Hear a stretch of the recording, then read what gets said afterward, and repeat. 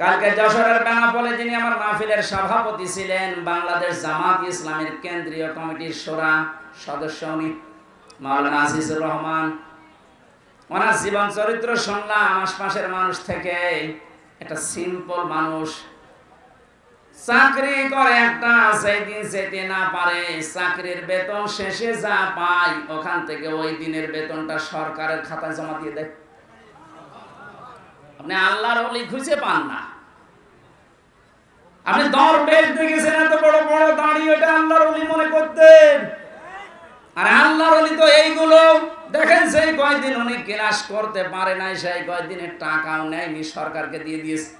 আরে সরকারের টাকা বেসরকারের টাকা সবগুলো আত্মসাৎ করে বিদেশে মাটিয়েছে। মসজিদের ইমাম যদি বলে আমি ঘুষ খাই না, ওরে ঘুষ দেবে কে? ওসি যদি বলে, এসপি যদি বলে আমি ঘুষ খাই না, ওটা আল্লাহর ওলি। কথা বলে না কেন? যে লোকটা অনেক কিছু করার সম্ভাবনা ছিল তার জীবনে, সব কিছু ছেড়ে দিয়েছে, এত পরিচ্ছন্ন জীবন যাপন করছে, এই মানুষটাকে যদি আপনি দাঁড় করাতে পারেন, সংসদের একটা চেয়ারে এরকম 151 জন বসিয়ে দিতে পারেন, এই দেশটা পৃথিবীর ভেতরে রোল মডেল হয়ে যাবে। এতদিন চোরগুলো বসিয়ে আন্দাজে ধোয়া তুলতো যে এ বিশ্বে আমরা রোল মডেল। কিসের রোল মডেল? চোরে। কিসের? ডক্টর মোহাম্মদ ইউনূস গত পরশুদিন জানিয়েছেন যত টাকা পাচার হয়েছে প্রায় 4 ভাগের 3 ভাগ সব নিয়ে আসার ব্যবস্থা হচ্ছে, বাকিটা চলে আসবে ইনশাআল্লাহ। আমার মনে হয় টাকাগুলো যদি আসতে না পারে, যাদের বউ ছেলে মেয়ে স্ত্রী পুত্র এদেশে আছে ওদেরকে রাষ্ট্রের কাজে লাগান, কোনো ছাড় নেই। যে বেতন পায় ওই বেতন দিয়ে তো সংসার চলার কথা না, অথচ বেনজিরের আলাউদ্দিনের চেয়ার রাখবে। এই জন্য যদি টেন্ডেন্সি তৈরি করতে না পারেন, জীবনে আপনার এই জীবন পরিচ্ছন্ন হওয়া সম্ভব না। খলিফাতুল মুসলিমিন হযরত ওমর, এই এদিকে তাকান, রাদিয়াল্লাহু তাআলা আনহু ছেলেটাকে ভর্তি করে দিলেন এক মাদ্রাসায়। প্রধান বিচারপতি ওই সময় হযরত আলী রাদিয়াল্লাহু তাআলা আনহু, তিনিও তার সন্তান হোসাইনকে দিলেন মাদ্রাসায়। হযরত হোসেন কলম ফেলে দিচ্ছে টেবিল থেকে, ডাক দিয়ে বলেন আব্দুল্লাহ তুলে দাও। একবার, দুইবার, 3 বার তুলে দেওয়ার পরে ওনার কাছে রাগ হয়ে, হোসাইন বারবার কলম ফেলো, আমারে তুলতে বলো, আমি কি তোমার খাদেম? তুমি কি চাকর রেখেছো আমারে? হযরত হোসেন রাগের মাথায় বলে ফেললেন, আব্দুল্লাহ তুমি শুধু চাকর না, শুধু খাদেম না, তুমি খাদেমের বাচ্চা খাদেম। ওই সময় উনি প্রেসিডেন্টের ছেলে, বাড়িতে গিয়ে বলছে আব্বা আমি আর মাদ্রাসায় যাব না। কেন? হোসেন আমাকে গালি দিয়েছে আমি নাকি খাদেমের বাচ্চা খাদেম, অথচ তুমি তো দেশের প্রেসিডেন্ট। তুমি যদি এর বিচার না করো মাদ্রাসায় আমি পড়বো না। ঠিক আছে, আজকে না সোমবার দিন বিচার হবে। উনি খুতবা দিচ্ছিলেন, বয়ান বন্ধ করে বললেন হোসেন আসো। বলে হ্যাঁ, এদিকে আসো। তুমি আমার ছেলেকে গালি দিয়েছো। হ্যাঁ দিয়েছি। কেন দিলে?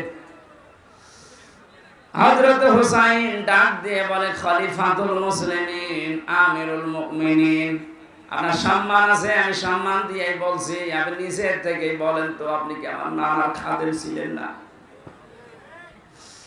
হযরত ওমর কথা বন্ধ হয়ে গেছে, তাই তো, এভাবে তো আমি ভাবিনি। তিনি বললেন হোসাইন যে কথাটা তুমি বললে এটাকে লিখে দিতে পারবা? কাগজ কলম নিয়ে আসেন। খেজুরের পাতা নিয়ে এসেছে, আমি লিখে দিলেন ওমর আমার নানার খাদেম ছিল, আমি দেখেছি, ইতি হোসাইন ইবনে আলী, সই করে দিলাম।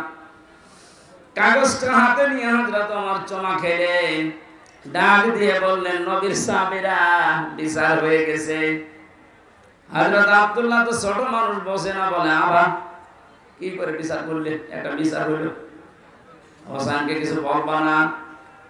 হযরত ওমর বলে সন্তান, যে বিচার করেছি শুধু দুনিয়া না আখিরাতেও কাজে লাগবে। আমি যখন মারা যাব এই কাগজটা আমার কাফনের ভেতরে দিয়ে দিও। বিচার যখন শুরু হবে, আমার আল্লাহ পাক যদি আমার জীবনের কিছুই পছন্দ না করে, এই কাগজটা তুলে দেখাবো রব্বুল আলামিন, তাকাও এদিকে, তোমার নাম নবীর নাতি লিখে দিয়েছে, আমি নবীর খাদেম ছিলাম। তুমি আমার বিচারটা সহজ করে আমারে মাফ করে দাও। অথচ জান্নাতের গ্যারান্টি পেয়েছে জিন্দা অবস্থায়। আকাশের যে তারকা দেখতে পান, নবীজি বলেন কেউ যদি গণনা করে হয়তো একদিন শেষ করে ফেলবে গণনা করে। কিন্তু হযরত ওমর 26 বছর বয়সে মুসলমান হওয়ার পর যত নেকির কাজে আঞ্জাম দিয়েছে, কিয়ামত পর্যন্ত কেউ যদি ওমরের নেকি গণনা করে শেষ হবে না। কোন পর্যায়ের মানুষ ছিলেন উনি, হিসাব নিয়ে কত ভীত সন্তুষ্ট ছিলেন। কিয়ামতের বিচার ব্যবস্থায় প্রথমে আল্লাহ আপনাকে দাঁড় করাবে, কিন্তু স্রেফ একা কেউ থাকবে না আপনার পাশে।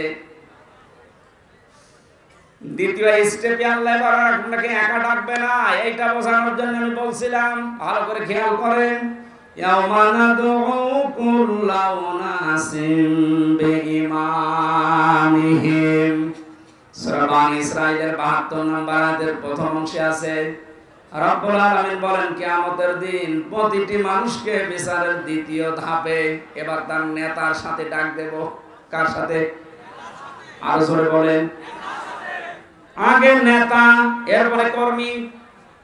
ও বাংলার মানুষেরা, বারবার এমনি খেলা করার জন্য বলছে না, এই জন্য বলছি। আপনি এবার বিবেক দিয়ে বলেন, যাকে নেতা মানেন, যার আদর্শ মতো চলেন, স্লোগান দেন যার পেছনে, এই লোকটা যদি কিয়ামতে আপনার সামনে থাকে, ওর যে চরিত্র, ওর যে সুরত সিরাত আপনি তো নিজেই জানেন। ওকে সামনে দেখলে আল্লাহ মাফ করবে বলে মনে হয়? বলছেন না, ও তো এখনই ধরা খাবে।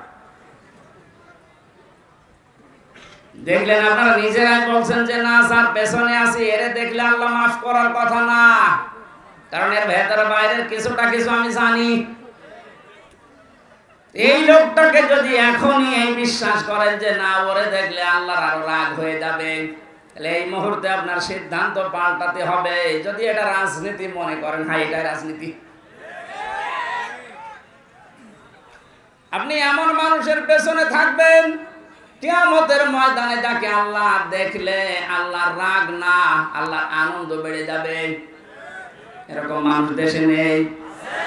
এর দলিল আছে সূরা নিসা 5 নাম্বার পারা 6 নাম্বার পৃষ্ঠা 9 নাম্বার লাইনের 59 নাম্বার আয়াতের প্রথমে আছে জাতীয়, এই ফেল, এই ভার্ব, এই ক্রিয়া, এই শব্দটা আল্লাহ নিজের নামে আর রাসূলের নামে রেখেছেন, কিন্তু উলিল আমরের আগে আল্লাহ এই শব্দটা দেননি। যতগুলো তাফসীর আমি দেখেছি মুফাসসিরিন ইকরাম সবাই একমত, আল্লাহ রাসূলকে মানতে হবে, কোনো প্রশ্ন করা যাবে না। আল্লাহ রাসূলের পরে যদি দুনিয়ায় কাউকে কেউ মেনে চলতে চায়, অবশ্যই দেখতে হবে লোকটা আল্লাহ রাসূলকে মেনে চলে কিনা। এটা যদি আজ আমরা ওয়াজ শোনার পরে মেনে নিতে পারতাম, আমার মনে হয় অনেকের এটা 100% বিশ্বাস হয় না, 80% বিশ্বাস হয়।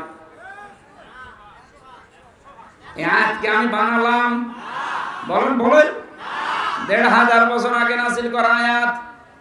সুতরাং আজকে সিদ্ধান্ত নিয়ে বাড়ি যাবে, যারা আল্লাহ রাসূলকে মানে না, ওই দল যদি আমার বাবাও কায়েম করে আমি ওই দল করি না।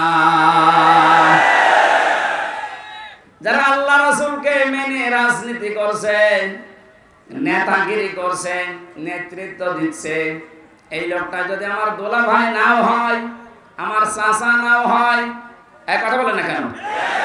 নামাজ যেমন ফরজ মনে করে পড়ি, এর পেছনে আমি ফরজ মনে করে থাকবো, কারণ নির্দেশ কার? নাকি আল্লাহর নির্দেশ নেই?